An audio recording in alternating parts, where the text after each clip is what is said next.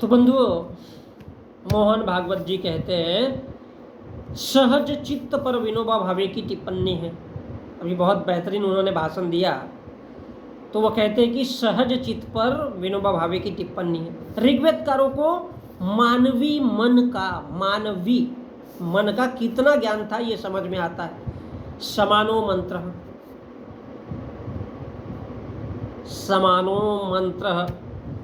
यानी हम सब बराबर है, एक जैसे है, ये दिखाने का ढोंग करना है। समारोह मंत्रस्य समिति से समानी समानम मनः चित्त में साम।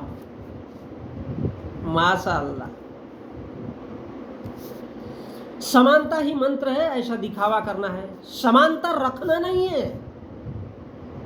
समानता बुद्ध की पहचान है, बुद्ध की थ्योरी है भाई कि सब इंसान बराबर है।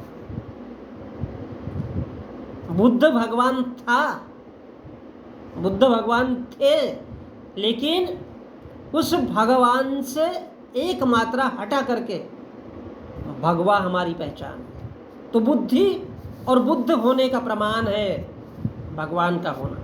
हम बुद्ध के मानने वाले नहीं है, हम हिंदू हैं, हम उससे सीखते हैं। बुद्ध असीमित ज्ञान है सत्य का, लेकिन उससे कैसा फायदा उठाना है, कैसा फायदा लेना है जिससे हमारा भला हो, वही हमारा हिंदुओं का कौशल है। कुशलस्य उपसंपदा, यही हमारा महारथ है, यही हमारा ध्येय है और यही हमारा हिंदू धर्म है।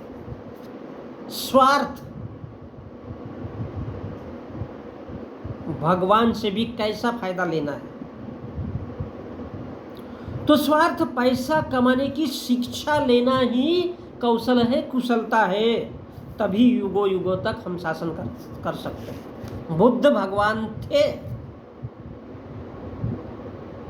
भग यानी टूटी हुई और वान यानी इच्छा, वो लोगों की इच्छा शक्ति को जोड़ते थे। लेकिन हमको उस बुद्ध से भी, उसके ज्ञान से सीख करके कौशल हासिल करना है। कौशल, स्किल तैयार करनी है।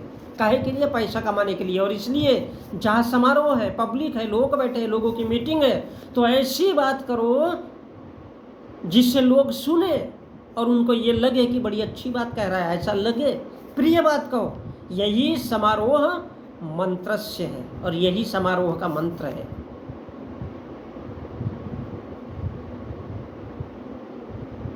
समानो मंत्र समानो मंत्रस्य, तो यही समारोह का मंत्र है।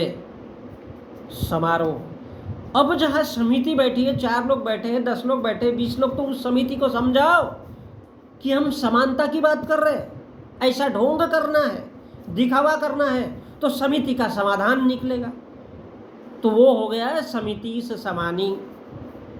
तो समानम मनः, अर्थात सभी को संतुष्टि मिलेगी, सब खुश होकर के जाएंगे। और समिति में जो निर्णय होता है उससे अपने मन को समझाओ, थोड़ा शांत रखो मन को, खुद को भी और दूसरों को भी समझाओ कि भैया तुम भी खुश, हम भी खुश, और लोगों को भी और तुमको भी बराबर बराबर मन का समाधान मिलेगा। उस वक्त समानम मनः, उस वक्त मिलेगा। वो भी शांत, तुम भी शांत, और दूसरों का सम्मान भी होगा और तुम्हारा समाधान भी होगा। तुम्हारा भी सम्मान होगा, सम्मान भी होगा, समाधान भी होगा। और चित्त में साम, और जो कुछ भी बचा है उसको अपने दिल में पाल करके रखो। जैसा धारा 370 को 70 सालों से पाल करके खुन्नस रखा गया था, और जैसी सत्ता आई उसको पूरा कर लिया गया। काहे के लिए? इस देश में दंगे भड़काने के लिए। तो पीछे से वार करना है, ये खुन्नस मन में रखो, चित्त में साम, मन में खुन्नस रखो भाई। तो समानता दिखावा करने का ढोंग है, दिखाने का ढोंग है, क्योंकि हमारा देश विविधताओं में जीता है। हमारे तरीके के मानने वाले हर कोई नहीं है, हजारों तरीके के लोग अलग अलग, कई विचार, आचार, धर्म, भाषा, लिंग इत्यादि के आधार पर है। अलग अलग विचारों से, कोई आस्तिक है, कोई नास्तिक है, कोई जंगली है, कोई अमीर है, कोई सांस्कृतिक है। पूरा देश भर में हर एक जगह पर विविधताएं हैं। तो समानताओं का ढोंग करो। मोहन भागवत जी बोल रहे हैं समिति में जी हुजूरी करो, समिति को और खुद को भी समानता का विश्वास दिलाओ। हाउ रे बाबा, तुम भी बराबर हम भी बराबर, तुम भी पागल हम भी पागल। और मन में साम यानी अंधेरा रखो, छल रखो, कपट रखो, साम दाम दंड भेद पालकर, जाति भाषा धर्म लिंग की दुश्मनी पालकर रखकर उसको खुन्नस के रूप में बना करके चलो। कर्म करो, कर्ता मत बनो। काम करो भाई, चुपचाप काम करो।